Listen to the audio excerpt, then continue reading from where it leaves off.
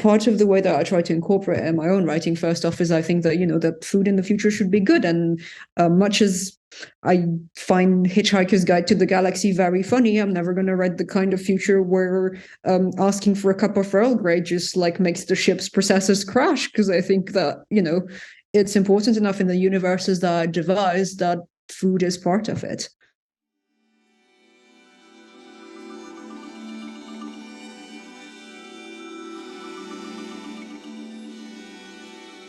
All right, welcome everyone to another author chat here on SFF and I have the pleasure today of speaking with Aliette de Bodard. She's the award-winning author of Fireheart Tiger, In the Vanishers Palace, the Obsidian and Blood series, the Dominion of the Fallen series, the Universe of Xuya series, and more. As well, her short fiction has appeared in Uncanny Magazine, Clarkesworld, Beneath Ceaseless Skies, and numerous other publications. And Aliette's newest release is the novel The Red Scholar's Wake, which is the latest addition to the Universe of Xuya series. So welcome to the show, Aliette. How are you? Yep. Thank you for having me here. It's been a long day because it's like 6 where I am and everything's already dark. Curse winter. Yeah. I know it's autumn, strictly speaking, but like whenever the sun sets that early, I'm like, curse you, winter. Yeah, no, I'm doing good apart from that. Oh, well, I'm glad to hear that. Before we dig into things a little bit deeper, I want to congratulate you on the release of The Red Scholar's Wake. And, how are you feeling about it? Thank you. A bit half excited, half anxious. I'm kind of hesitating between going around streaming, buy my books, and going like, actually, I just want to be like under the bed with blankets and hot tea. People are going to be reading my book, which is, at least okay. I know. Yeah. No, I know it happens every release, so I'm used to it. Yeah. I mean, how many books do you have out at this point? So it must be like this kind of crazy experience to go through this cycle every time. At least 11 or 12, I think. And I think part of the myth that I believed in when I was younger and a little less experienced was like, it's going to be better once I'm a proper writer. And no, it's not. It's just like, as we were discussing previously, it's like, when you have kids and it's like small kids, small problems, and big kids, big problems, it's like, yeah, writer problems sort of like keep evolving. There's always something. And unfortunately, I haven't really found that the whole imposter syndrome or anxiety really does go away. Just finds new outlets. Exactly. And on the topic of you being young, what was it like for you growing up in terms of science fiction and fantasy and reading? What was your relationship like with literature? Well, with literature in proper, I was the kind of kid who went to the library every week or so when I discovered that libraries were a thing, who stayed for an hour, came home with like 12 books, had finished half of them by the following morning. They were they were bande dessinée, right? So kind of like maybe 50, 60 pages. So not, I mean, fast, but not that fast, if it makes sense, right? And then the remainder of the book by the end of the week, at which point I would go back to the library and then start the cycle again. There wasn't like in France, all the kids' books got like grouped together in a sort of more by age group, right? Than by what kind of genre it is. And then everything adult at the library I went to, it's changed a lot since then. But back then there was a separate section for mysteries. God knows why. And then there was the rest, I think there might have been a separate section for romances that they put somewhere dark. And anyway, like, we need to talk about the whole, nobody's going to be looking for these prejudice element of this. But I remember there was a separate section for that as well. That was harder to find. And then everything fiction got put in the same thing. So you would have Roger Zelazny on the same shelves as like Jules Verne, which made sense, but also like Victor Hugo, which made less sense, right? And also it was the time period where France had weird ideas about covers. So I distinctly remember picking up a Robert Silverberg book. I think it was the Sorcerers of Magipur or something like that, and looking at the cover, which was it was a spiral on the silver background. And then you turned it over and it just said Robert Silverberg is a great author. And I was like, that gives me zero information about the book. So many times we would check out a book and go like, sure, no, but I'll read it anyway. So that's how I read a lot of things. And I don't think I think I became aware of genre because we had Pocket SF and we had, and they also started an SF I can't remember the name of the collection, but anyway, it was a collection of like science. It was a collection where they had color codes depending on the genres, and one of those color codes was for science fiction. It was silver, and they had those like pulp golden age kind of science fiction illustrations in the 90s. So that was kind of very much a mood. And I guess that's how I became aware that if I wanted to read the sort of things that I like, I could reliably either hit the mystery sections, because I like mysteries a lot, or hit the silver-ish covers kind of thing.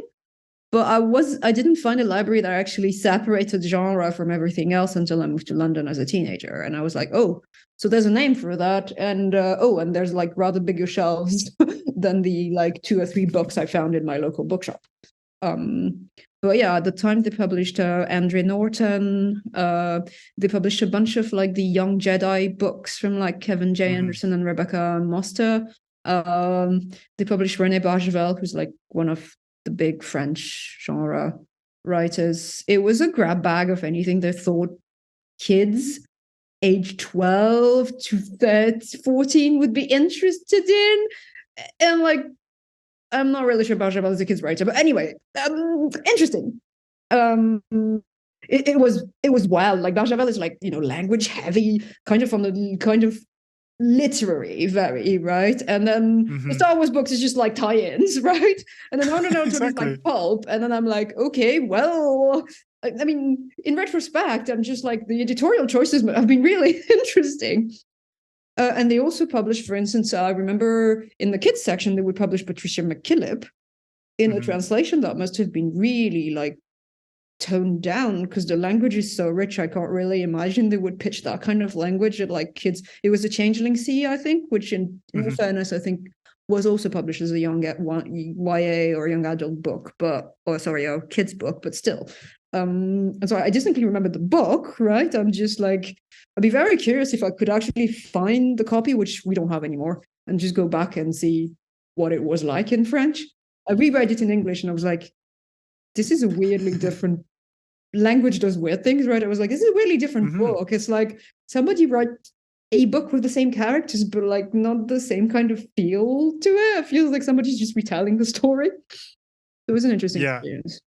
I spoke to Sylvain Novelle recently, and he lives in Quebec in Canada, and he was saying the same thing. It's like translation just does crazy things to your perception of novels, but for you, it's like it's such a shot in the dark that it's like all these, just weird editorial and publishing decisions about like what we put on the cover, how we distinguish these books from each other. So it's like it's really cool that you have all these disparate influences, because you were kind of just like pulling from here and there without really having a clear idea of what that was like. So for you, who are some of your bigger literary influences, the people that looking back on it and over the development of your career, you think like these are the kinds of writers that really stood out to me?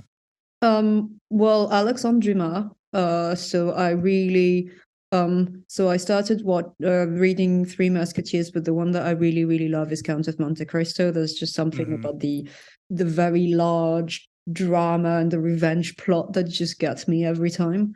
And it's one of those books I reread every 2 years, that I own like maybe 2 or 3 editions of, Nice. and that I will happily buy a couple more editions of in multiple. Like I have it in English and in French, right?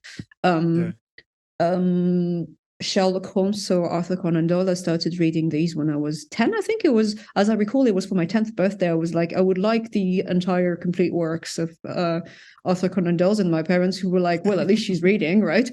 And for that, gave me this kind of like two very big tomes with every single story of Sherlock Holmes ever written. I still have these.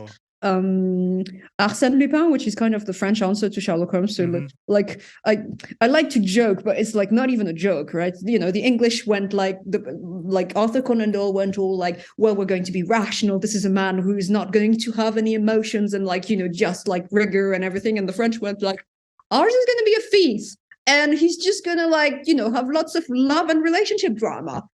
I was like, are you trying to be like utterly, totally cliche French there? Okay, I respect that. So yeah, and there's actually like the Arsène Lupin books actually lampoons the Sherlock Holmes books. I think Conan Doyle complained and was like, "You cannot put Sherlock Holmes into this book," and Maurice Leblanc went, "I'll just put Sherlock Holmes then in, right?" And Wilson, that's a good name, Wilson. And it's like a sort of comedic version of like he's like so rigorous he doesn't really understand how people actually work, right? And his assistant, like Wilson's totally incompetent. Anyway, it's really funny. And then growing up, I found more genre books, right? So I grew up with Jules Verne. I really adored 20,000 Leagues Under the Sea. And for a while, I was reading like a bunch of stories, of books, and he wrote rather thick books. And then I found genre, and so I found Terry Pratchett, who was a huge influence and remains a huge influence today, right? I don't think I'd be the writer I am today if I hadn't read the couple first Discworld books when they were retranslated into French in 1997, I think. They redid the French translation, and that's how they ended up on the shelves of my local bookshop. And I subsequently read them in English because I was getting tired of having to wait for the translations. And that's partly why I'm writing in English, is because of Terry Pratchett and moving to London. I also read a lot of David Gemmell, which is really interesting in terms of like what it has to say about like what it means being a hero. And a sort of like, I guess, decompose like a world that's basically falling apart, right? And I reread some of them recently, and I was surprised at how timely they were, right? In a sort of like, oh well, everything is bleak and falling to pieces, but there are still heroes. And I was like, yeah, that's a mood, legit. And then I found Ursula Le Guin, I found Kate Elliott, and a bit later I found Yoon Ha Lee, who was writing at the time short stories. For the very first one I read from him was in FNSF. It was a very short fantasy, and then I discovered what would later become The Machineries of Empire. And I was like, hey, maybe I could write space opera that's actually like Vietnamese rather than trying to write my perception of Anglophone science fiction and fantasy, which gave very weird results, right? Yeah. Well, on that note, we'll kind of shift into your trajectory as an author, and we will get into the Universe of Xuya, because that is really cool that Yoon Ha Lee was kind of an impetus almost for that series. But you started out writing short stories during engineering school. Why did you take that approach, and how has it benefited you in the long run as your career has progressed? Well, I wrote like 2 very long novels. They were 200,000 words, and I basically couldn't find anyone who was willing to read them and offer feedback, right? And so I thought, well, maybe if I write short stories, then I can actually get people who read them because it's less effort, right? And I mean, it didn't occur to me at the time that maybe writing a short story was a slightly different skill set from actually writing a novel. So once I was writing short stories, I could write short stories. That was great. It isn't, I mean, and I think in all fairness, there are a number of common points, you know, like exposition, the basics of plots, of characters and everything, but they're also quite different beasts ultimately. So I could write good short stories, and then it took me a little while to actually write decent novels or good novels, right? But that's how I started that, and that's mostly the ones that I submitted to magazines to start with. And I went to, so it was at the time Gister de Vries was running an email submission window for Interzone in the UK. And like living in France before like the internet got really democratized and everything, right? This was back in 2007. It was really difficult because like every single submission required me to go to the post office with a manuscript, ask them for a really weird kind of stamp, right? That basically could be exchanged in the country of destination against another stamp. So they would go to the back of the post office grumbling and go like, here are your stamps. And I just feel like I was dealing in some kind of like wild drugs, right? And it was super expensive. Because you had to mail like a manuscript double spaced on single sheets. So when I saw that Interzone was running an email thing, I was like, hey, I'll do that. And much to my surprise, they actually took the story. And I went to my first EasterCon in around that time, right? And Yetsu was there as well. And so he introduced me to everyone. And that's how I got, started writing short stories and also started going to conventions. And I was really lucky to, have somebody who was just willing to go like, hey, this is Aliette, and meet people that way. Yeah, that's really beneficial to have that kind of like that connection in terms of like the community, because I think community building is so important in the science fiction and fantasy world. It is, but it can be very hard, and especially, I did not pick writing because I was good with like random cold introductions to total strangers. It'd been a different line of work, right? So like I'm your basic introvert, so it was like, I would have struggled a lot, I think, if I hadn't had somebody who was basically like, well, I'll just like introduce you to everyone and it's not that scary. I'm sure it's not that scary, but like try doing it the first time and it is instantly scary. Definitely. And you mentioned earlier about Yoon Ha Lee and the Nine Fox Gambit, and that series is a sort of inspiration for, what if I wrote a series or a book set in, a galaxy inspired by Vietnam? I think it was parts. I mean, it's really hard to remember how it exactly happened, and how it was a while ago and how the timeline shook out. But I remember like oh well, there's somebody else doing it, right? And I wrote those stories about galactic empires that felt like they spoke more to me, right? Because they were the stories I'd grown up with, the ones that my grandmother used to tell me, like, well, Vietnam has a really complicated relationship with China, but like, there are Chinese stories and Vietnamese stories about, swords in lakes that are not Excalibur, and empires where you have scholars running the entire thing instead of like knights or warlords, right? And I like a lot. At the time, a lot of what I read of galactic empires was based on Rome, ultimately. And it's, I mean, it's a great inspiration. It's just not what speaks to me. So I was like, well, let's try and do something different. And that's not, I don't know, it can feel very isolating when isolating. When I started out, I was like a little like, well, what if nobody likes it? And this is really just weird, really.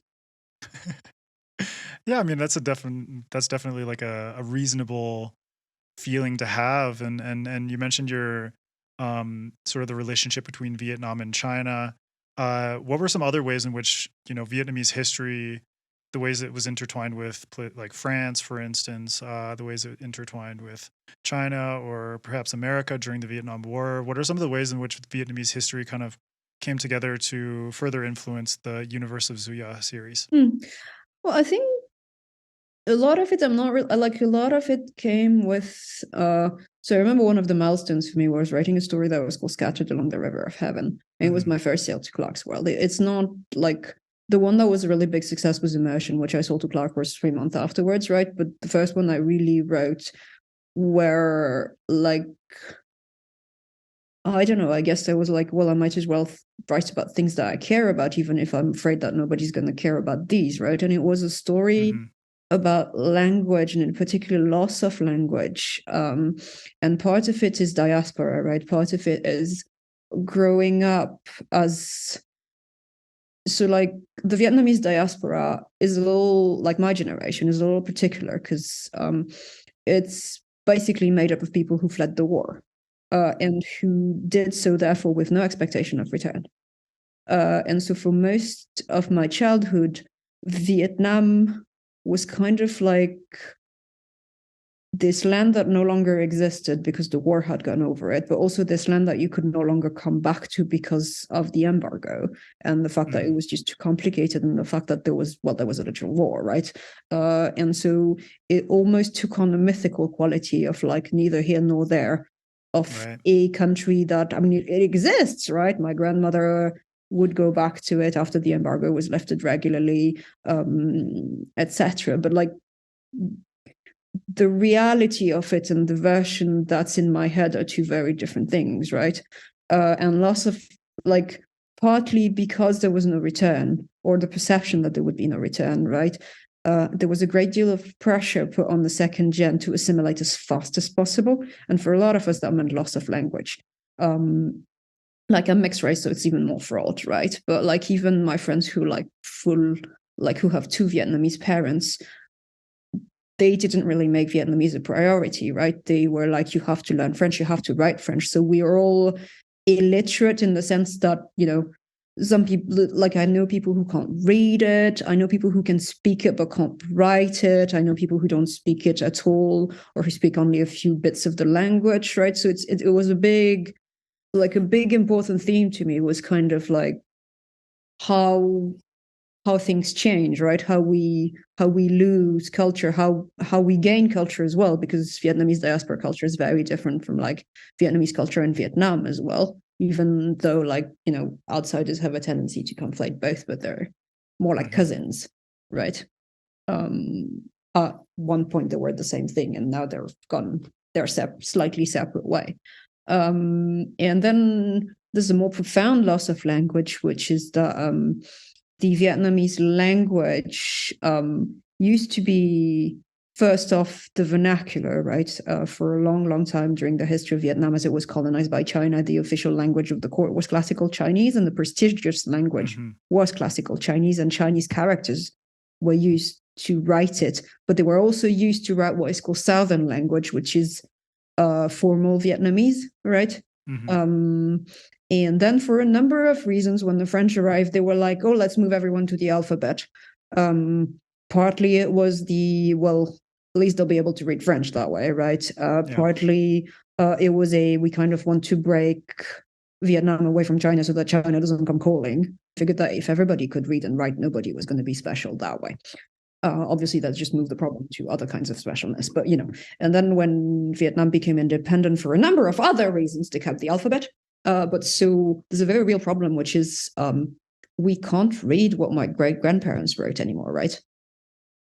I mean, we can, right? But I mean, you'd need a diploma in like, it's a bit like needing a diploma in classical Latin in order to be able to read stuff. And it is not like 2,000 years later, right? We're just talking a couple generations here. And even when I go visit Vietnam and you look at, like, you know, the stuff that's in the Imperial Citadel is like, it's not a language that anybody speaks anymore. You need, again, a specialized diploma. So you, not only is it not spoken, it's also not read anymore.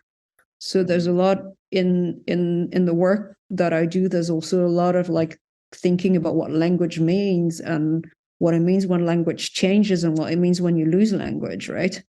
And how you define what's important to keep and what happens when you don't get to define it. Because, you know, be nice to have that kind of power, but for most of Vietnamese history, there wasn't that. Exactly. That's so fascinating. I'd never known this about Vietnam in particular, that this loss of language was so profound and so complex on multiple levels across multiple generations. And it's full. I mean, there are good sides, right? I mean, right now it's got one of the highest rest of literacy in Asia, and part of it is due to the alphabet, right? But also there's a loss of continuity, which was the price to pay for that, right? Yeah, for sure. And when it comes to the universe of Xuya as a whole, what are some other things that you were thinking about when it came to the world building of this galactic empire and this future setting? Well, I think some of it was, again, like when I was, so like two of the main elements for me of Xuya are like the mind ships, which are sentient spaceships that are sort of incubated in like human wombs and then transferred to the body of the ship. So you not only have a ship, but they also have a human family. And the mem implants, which are basically like you can acquire the memories and knowledge of your ancestors, like having an uncolored Siri in your head, right? Except Siri is your grandmother. And that's partly a metaphor for like family inheritance, right? And acquired wealth. And obviously, if in a universe where knowledge is important, like I copied for Xuya, the officials have power thing. So in order to become an official, you need to sit for the examinations, and the examinations are based on like what you know of classical literature. So if you have, say, your grandmother who was an expert in the subject because she passed her own exams, obviously you have an advantage over somebody who doesn't have that in their heads. And part of it is also a metaphor for like what gets passed down in families, right? Which is, again, I think, I mean, to me at least, I track it down as well to diaspora, right? There's a bigger gulf than usual between my grandmother and my mother and my mother and me on account of the successive moves and the successive like wrenchings away from places. And there's always a generational gap, right? But I think there's a more fraught gap in that context, and a sort of as well a culture of like, and I know I'm not the only one to have had this experience where people would just go like, the sheer amount of like casual secrets that you suddenly uncover in like, immigrant families, because they just don't want to take, like, you know, don't want to take up space. There's incomprehension. There's whole things that they don't think it's relevant, a number of things, right? I went to my grandmother's when I was 25 or 26 to learn Vietnamese. And the amount of things I found out about the family is like, I would come home basically like every night and like after those lessons and discuss it with my then husband and be like, well, I learned things, not necessarily Vietnamese, but whoa, okay. And to come back to the mind ships, I think one of the things that was interesting to me was first off to talk a little about birth, because I don't think that we talk about like pregnancy and birth, and because I don't.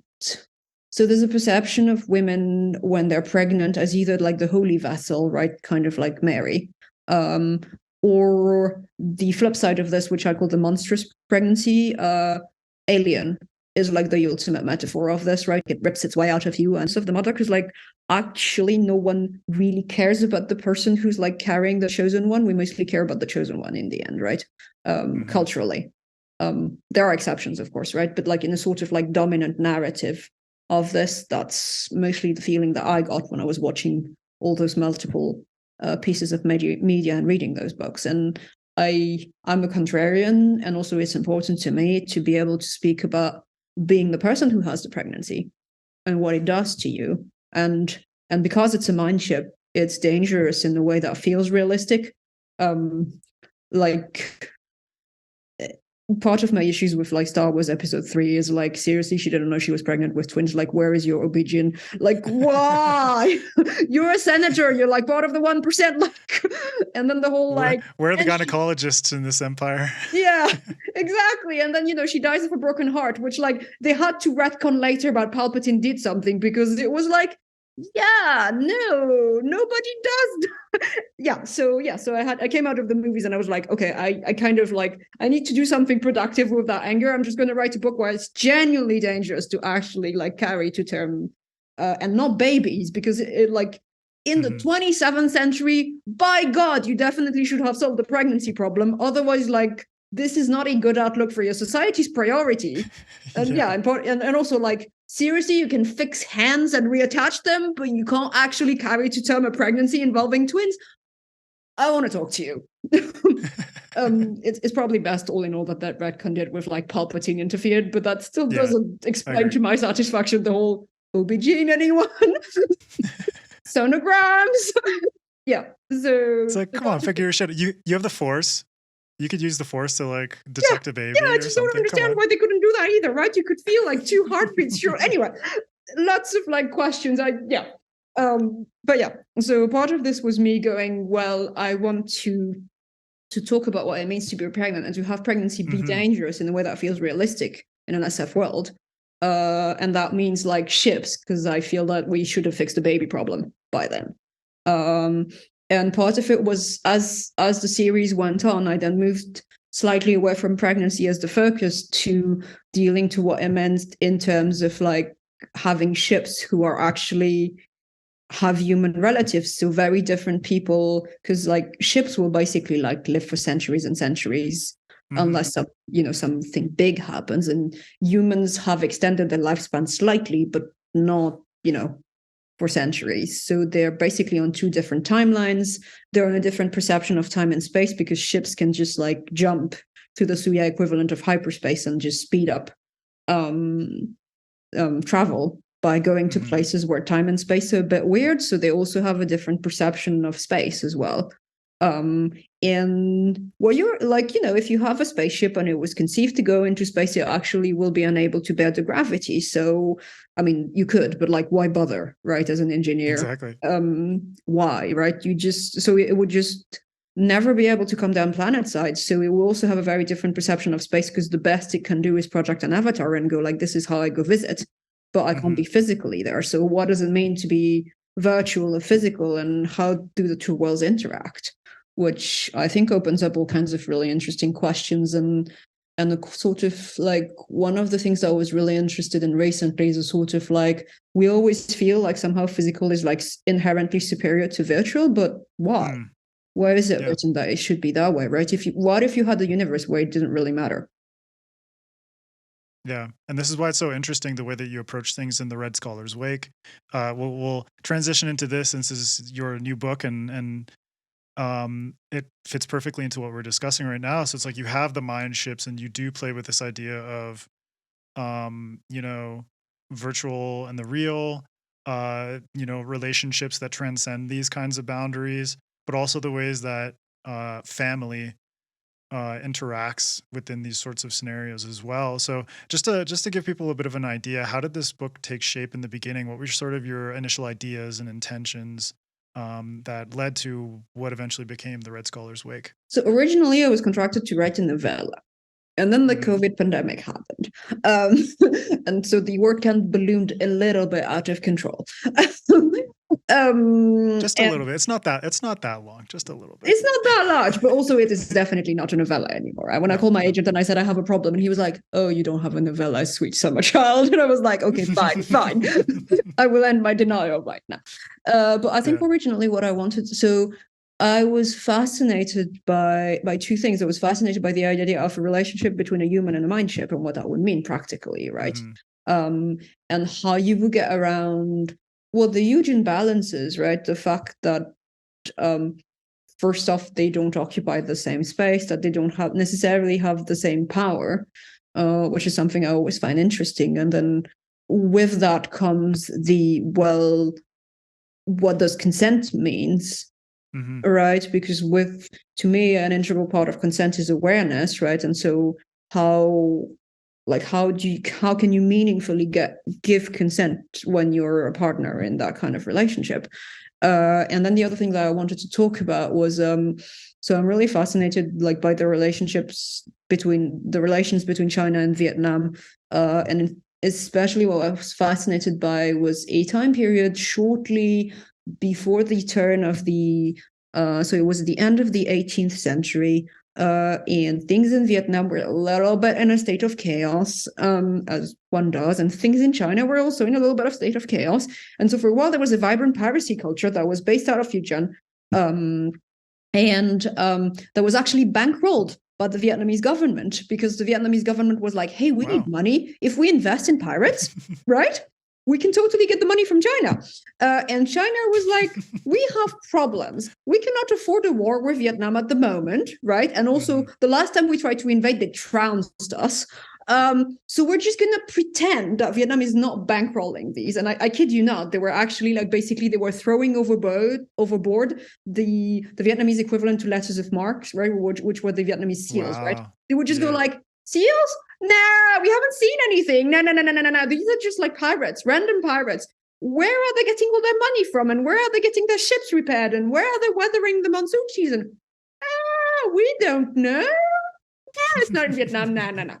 And so I really like this idea of a sort of liminal space, right? Of having pirates that sort of exist in between two societies that kind of both really fundamentally didn't want to deal with the problem for one, right? For China, and with a very big source of money for Vietnam, right? They didn't want to deal with it because, well, it was great, right?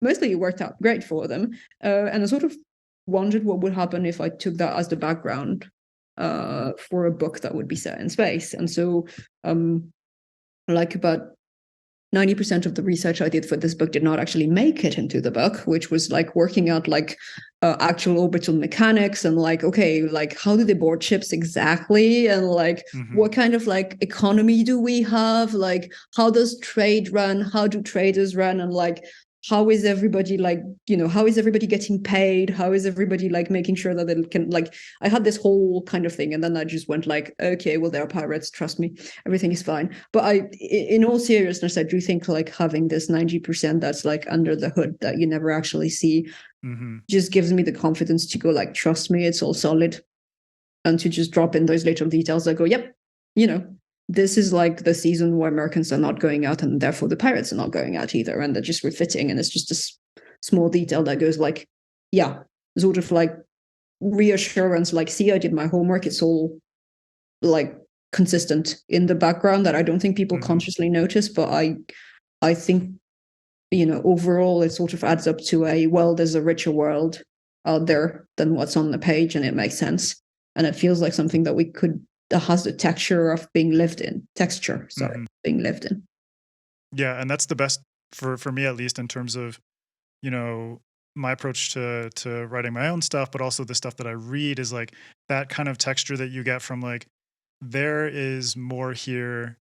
Like you said, there's more here than is represented on the page. Just little details that spur the imagination and make those people think like, oh, wow, that's really cool, But the thing is like, it works so well to keep you invested. This is like a really lean book. Like, there's a lot going on, but it feels very lean and concise in terms of like what information is necessary. Yeah. Because like you said, the world that is there with the pirates and everything that's going on, the people who are in a more civilized society who are contrary to the pirates, all of these details that kind of come together and coalesce in a way that feels very natural. It doesn't feel forced, and it doesn't feel like it's a burden on the reader while they're going through page to page.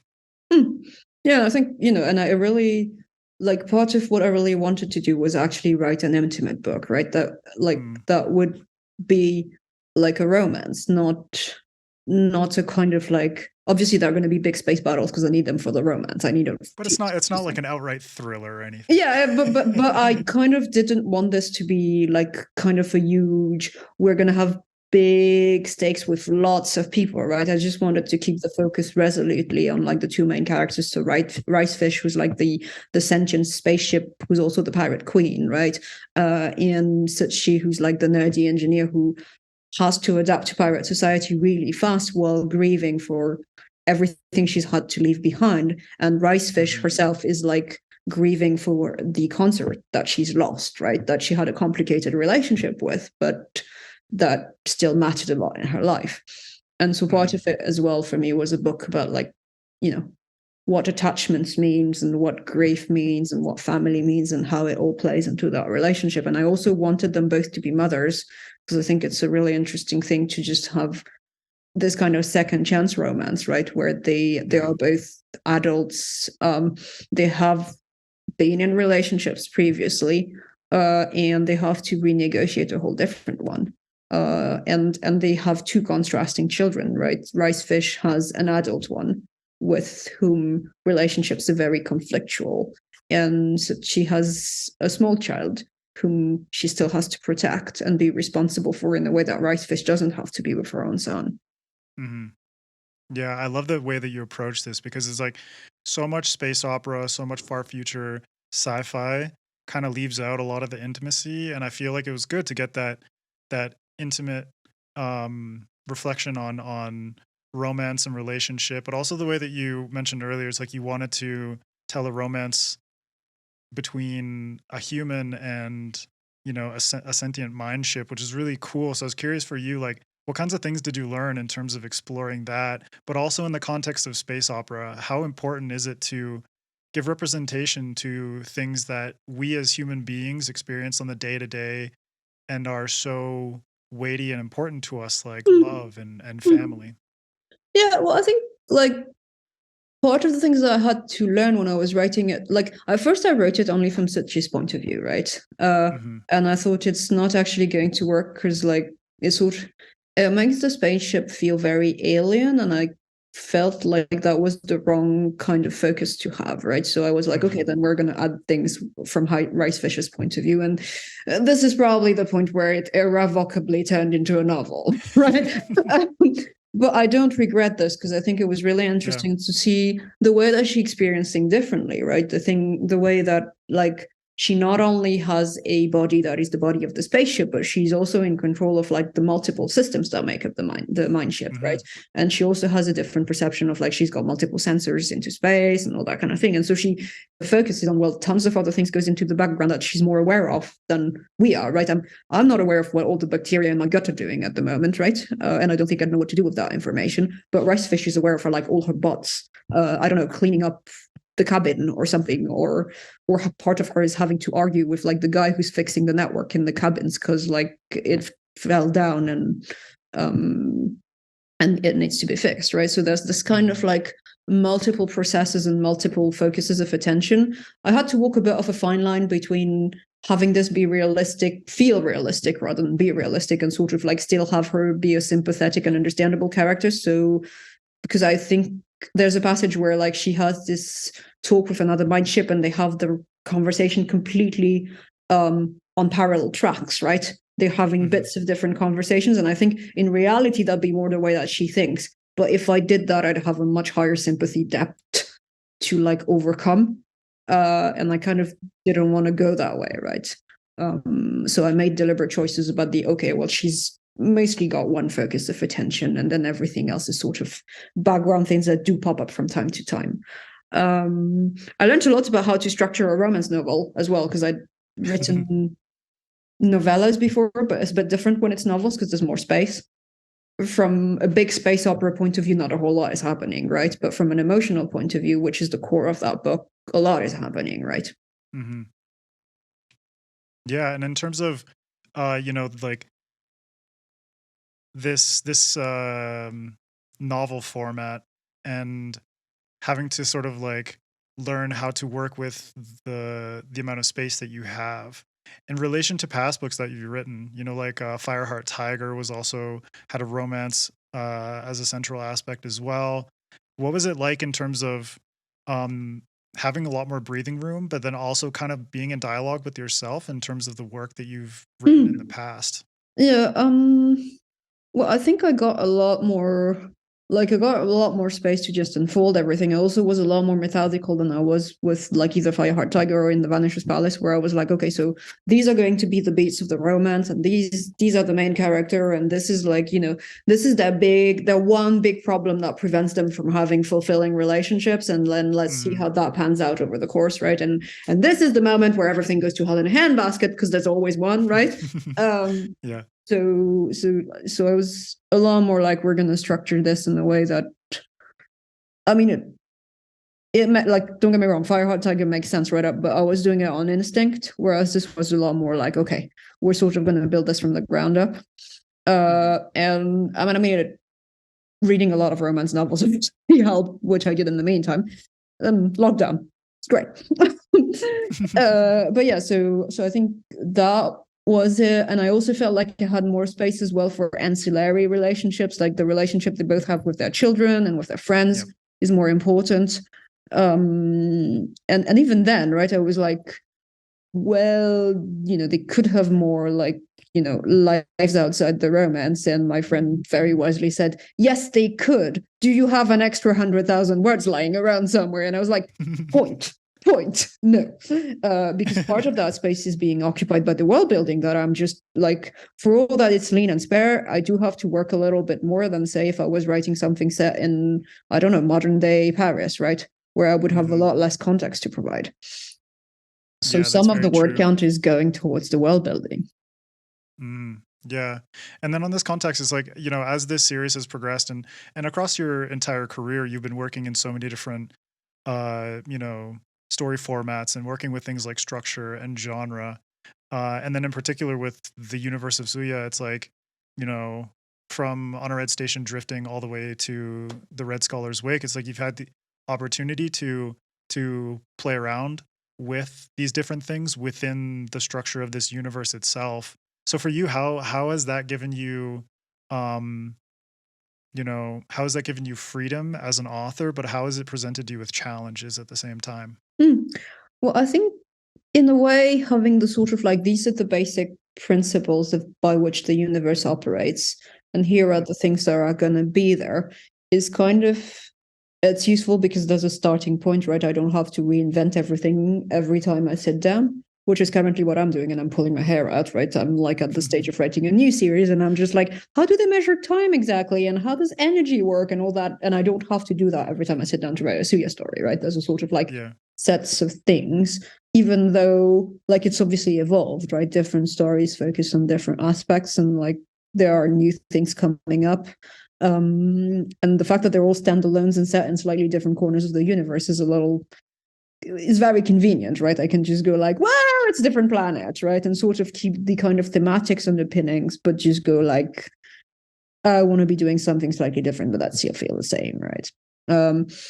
Challenges is obviously like the more complicated it gets, like the more exposition I actually have to arm wrestle, and the more choices I have to go like, well, this is not going to be in the book because I don't have the space for it. You know, this is too much complexity, and we're not going to be able to deal with that, right? And then some of it, thanks to my successive editors, is like, Aliette, you're going to need to pause and explain for those of us who haven't read the previous books. Fair.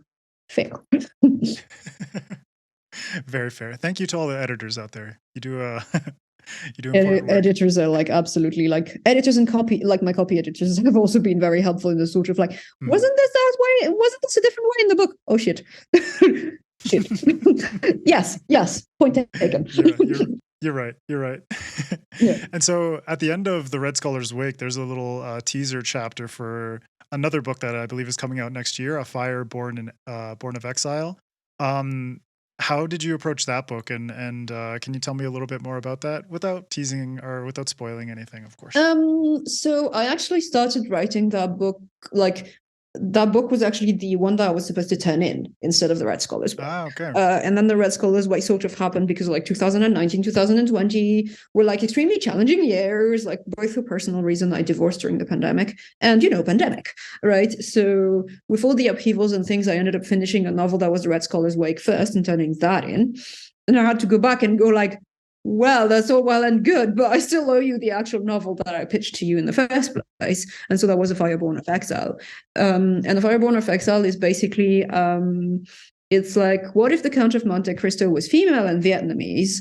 And what if the book focused both on her, but also on the younger generation? So not the people actually, not like the sons and daughters of the people she's getting the revenge on, right? Who have very little clue of what's actually happening or why their lives are suddenly exploding, but who have to like uncover unpleasant truths about their own parents. And then what if there was a romance that was a little less icky than the initial one in The Count of Monte Cristo, because he literally falls in love with his slave, and I don't care how many times he frees her, there are still huge consent issues and also like, huge imbalances in the relationship between them, and they're not going to be magically fixed by, hey, you're no longer my slave. So these are kind of like the things that I wanted to focus on. And so it's basically a kind of, it's slightly less intimate because it focuses on three main characters and it basically unspools the revenge plot and its consequences and the impact it has on everybody's relationships with their own families, and including the members of the families that are no longer alive, right? And between each other as well, and the impact it has on the larger society that she gets to wreak havoc on. Because, it's not a good revenge plot if it doesn't have like successive chaos of course. That's happening. Oh, that sounds fantastic. And it also sounds like it was partially inspired by what we were talking about earlier with your grandmother, and the way in which secrets are revealed just through, just casual circumstances. Yeah. It's like, shit, like this is like for me a bombshell, but it just kind of slips out through a circumstance that didn't really you feel like it wasn't prying, but then this kind of secret just kind of comes out of the ether. And as well, I mean, the way I picture it, if you watch C-drama, is basically like lesbian Nirvana inspire in space. I really like it. I absolutely love this drama, which is no surprise because it focuses on some of the themes that I really like, and it'll be coming out. So we haven't actually set a release date, but like in a year, give or take, right? Right now, you can like it in the UK. I think you can pre-order it, but they're going to move the release date because like it's too short. And I want people to also have the time to like read this one, hopefully, and like this one before moving on to the next one. Yeah, cool. And my editor reads, so Perfect. Just to kind of transition into something that I know you love and I love too, which is food. I know you're a big foodie and you also have recipes on your website, which I will link to because these recipes are fantastic. But what does food mean to you? Because I know you also incorporated a lot into your work. Food comes up quite a lot in terms of like characters eating, but cooking and stuff as well. But what do you think about food in general, but also how you incorporate it into your stories? Well, I think like there's several aspects of food, right? Um, there's food as like I guess a sort of history and family and cultural record, right? Like Vietnamese food to me is very meaningful because it is the food that my mother and grandmother cooked, and like a memory I always associate with my grandmother is like the smell of garlic on someone's hands, right? Which to me kind of feels like this sort of very comforting thing, and like my grandmother used to own a restaurant like way back, and so there's also that kind of like the food as a thing that you try to pass on and that you do to like cook to survive, right? There's a social aspect, which is around the preparation of food, right? Particularly, but not only around, for instance, New Year's Eve, everybody will gather into the kitchen for like those, group folding of dumplings, for instance, is the activity I'm thinking of. But there are others where you're just like all cooking together and all having this moment, this is the informal one, right? The formal one will be the meal, but there are different kind of like social points at which you meet. So it's a bonding experience in that regard, and also a bonding experience generationally or with friends, right? How many times do you go out with friends to restaurants and share a meal together, right? So it's also a community kind of thing for me. And partly it's just sheer memory. I was mentioning garlic on hands, and so I think part of the way that I try to incorporate it in my own writing, first off, is I think that that food in the future should be good, and much as I find Hitchhiker's Guide to the Galaxy very funny, I'm never going to write the kind of future where asking for a cup of Earl Grey just like makes the ship's processors crash, because I think that it's important enough in the universes that I devise that food is part of it. And that even if you have like bots preparing it, the act of preparing it, of like planning it, still remains very important. And some people might not, right? Some people just go like, well, it doesn't really matter. But to me, it's important. And it's also memory, right? When I was thinking about, okay, well, you're a spaceship and you're going to go to a meal where you can't actually eat. And it's a bit pointless, right? What are you going to eat? And I was like, well, actually, part of food is also that we're sharing foods that make us think of other times, right? Like Thanksgiving food or Christmas food, or like they call to mind other occasions where you had that food. And I thought, okay, so the actual physical sensitization aspect is going to be nil for a mind ship, but the memory evokes is actually important, and that could be part of like the food. And also like a good food, that one that is well prepared will better evoke memories than one that isn't, right? So that's also like you can distinguish how much the food speaks to the mind ship, and so that's also part of how I incorporate it into the work. And also, I get to like put all my favorite Vietnamese dishes. I think in Red Scholar's Wake, I was like, okay, so we got dumplings, we got roll cakes, we got different kinds of dumplings, actually. And in the Vanishers Palace, I was like, yes, we are totally going to do like courtship through fruit, because that's how we go. So to me, there's also some kind of like fundamental act of care, right, in the sharing of food and the offering of food. And like more than care, just love, right? Yeah, I love that. It's like memory and love transmitted through food, because it is so powerful. And what you mentioned about like making dumplings at New Year's, it's like here in Ecuador where I live, that's a very big thing for, it's not dumplings, but it's like empanadas. Empanadas, yes, I was going to say, yeah. And that's a big thing around Day of the Dead. In a lot of Latin cultures, and so it's like that memory of everyone just like sitting around, we're making the dough and all that kind of stuff. It's like, oh man, yeah, and just having we're gonna sit and just have this quiet kind of gossip, catching up. Yeah. What have you been up to? Can you pass me this bit of dough, please? Drink a bit of wine here. Yeah, exactly. That kind of like huge social moment that happens in the kitchen that you don't necessarily always think of, right? You tend to think of the meal. and the sitting down, but there's also all that preface, which I guess is very important to me as well. Yeah, and I appreciate that you focus on that stuff. And yeah, I like I said before, I will link to your recipes to your recipes page on your website, because there's some really good stuff there. And I think there's also like an article I found on Tor for, I think it was for In the Vanishers Palace or Fireheart Tiger, where it's like you kind of walk through sort of the your thinking when it came to like the recipe, but also like the chapter that it associates with, and I think I think there's one on tea, possibly. That's the one you're thinking of. And I mean, if you're interested in the recipes, because like the data, like there's a database, but I don't actually maintain that one very much. Like, you know, they're all there and they're still all valid, right? But if you want new recipes, I either have a newsletter or a Patreon where there are like the newest stuff that I get around to. Because it also like de-stresses me immensely to just like cook. As we speak, I have my pre-ferment just bubbling up. It's very cold, so it's failing to bubble up, but at some point I'm just going to grow bored and go like, hey, you're going in the mixer. I just got a KitchenAid for my birthday and I am super excited about this. Like I was like a kid on Christmas Day. Came home with like the big package and was like, oh, this is so great. I have attained culinary perfection. And now I need to test it, obviously. Yeah, I also have a soup cooking in the kitchen in a fast cooker, so I'm just nice. we got this down. We are covered. All right, to close out, I would like to ask you to offer some recommendations for listeners and viewers, some things that you're currently reading or watching or listening to that you'd like to share with them. Sure.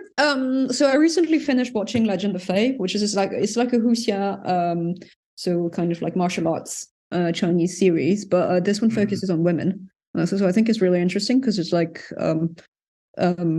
a different kind of focus than you usually find in a lot of these, and it focuses on like the titular character who's called Faye. It's also got a romance focus in her relationship with one of the other main characters, but it also does really interesting things with like families, and in particular her relationship with like her mother, who does not get killed off. And I appreciated that, you know, it was a coming of age which did not involve killing off the parents. But also like various other female, like there's a variety of female characters in like important roles, and I thought that was really interesting, and it's gorgeous. Nice. Which also helps, right? I read it's Keeper of Six, I think, Kate Elliott's newest novella, which is coming out from Tor in, I think it's January, which is a story of a mother going after the dragon who basically kidnapped her son. And it's about portal walkers and the way that they use those portals to go to different worlds. And I thought it was really, really nice, and a sort of like very dense world building packed into a novella-sized package, and a lot of focus about like, you know, family relationships with people and finding a sort of second chance, I guess, in a way. And I think that's it, because I really haven't had a lot of time to do other things. I mean, before that, I watched Imperial Coroner, which was another Chinese drama, which I also really liked, which is also a romance. Yeah, there's a theme, don't ask. But this one is on like one of the... So the main character is basically the first female coroner to be nominated to the imperial court. And so she has to deal with prejudice about like women cannot be coroners possibly, but also like she is a total nerd. So she's like, dead bodies, I can do dead bodies, right? And the poor guy who's like her love interest is like, yeah, I think I'm going to take care of the politics. You handle the dead bodies. And there's this kind of, it's hugely funny. It's just hilarious. It's just like, it does not take itself seriously. There's a great supporting cast of like all the friends who are just like, oh my God, what are they doing next? And it's just great fun to watch. That sounds fantastic. That one, you really caught me on that one. It's like someone who's obsessed with dead bodies. I'm like, yeah, that sounds interesting. Yeah, but like, there's a very good trailer. Like, watch the trailer. If you like the trailer, you like the rest. I feel like in that respect, the trailer was like 100% accurate. Great recommendations. Cool. Well, Aliette, thank you so much for taking the time to chat with me today. And I highly recommend everyone go check out The Red Scholar's Wake, which will be out after I release this episode, but this week while we're recording. And go check out all of Aliette's work while we're at it. But if you could let everyone know where they can find you on social media. I know Twitter is kind of going haywire these days. I'm but at Aliette DB in a variety of places, which still includes Twitter, but I don't know what's going to happen at the time of release, right? I'm on Mastodon. I'm on Mastodon, so I'm at AlietteDB at wandering.shop. I have opened up a Hive account, but you're going to have to see what happens with that by the time the book's released, because I don't know. And the thing that's fairly stable, but like low-key, is Instagram, where I am not being a very good writer. I'm mostly posting pictures of what I cook, what I eat, and fountain pens, or in tea. But it's very entertaining. And sometimes Nice. I remember that I write books and I go like, hey, here's my book. My editor would despair. But it's, I expect that, if Twitter implodes or anything, that's mostly where I'll be found, in those three places. And then I have a newsletter, which is on my website, https://aliettedebodard.com. And that's mostly where you can get all the links, including the Patreon as well, which mostly has recipes. Okay, fine, and snippets of my own writing, if that's the thing that you're really interested in. But as you gather, I am very interested and invested in food. Go to it for the recipes. The work is a bonus. Exactly. And sometimes you will also get the occasional, this is what I'm working on, and here's an excerpt. Yeah. Awesome. Well, thank you so much, Aliette. I really appreciate you taking the time. Yeah, thank you so much. It was great.